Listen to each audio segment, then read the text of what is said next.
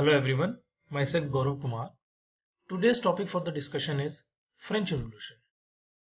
French Revolution occurred in 1789. In this video, we will particularly focusing on the causes of French Revolution. To understand the causes of French Revolution, we need to see this video. As all of you know that the French Revolution occurred in the year 1789. Today, we will discuss the causes of French Revolution.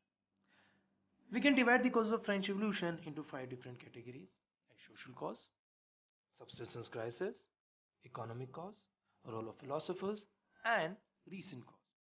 Now, we will discuss all these causes in detail. First of all, we will take social cause. Before 1789, the entire French society was divided into three states. That were first state, second state, and third state. First state include clergy, second state include nobility, and the rest of the society comes under the category of third state. The first two states were privileged. It means that they don't need to pay any kind of tax. The entire tax was paid by the member of the third state. So we can say that there was inequality in the French society and people start asking for the equality. The members of the third state want to establish a society based on the principle of equality. Subsistence crisis. There was huge rise in the population of France around 1789, and because of this there was demand of food grains also increased. But the production of the food grains could not keep pace with the demand and the supply was very low. Because of this difference between the demands of food grains and supply of the food grains led to the subsistence crisis.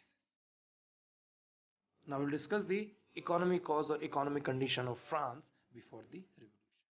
When monarch Louis XVI became the king, the treasury of the France was empty. And at the same time, France was actually involved in the two wars. One was the 7-Year War with Britain, and at the same time, he helped 13 US colonies to get their independence from Britain. At the same time, the king Louis XVI was a extravagant. He was spending all his money on his family and to maintain a court.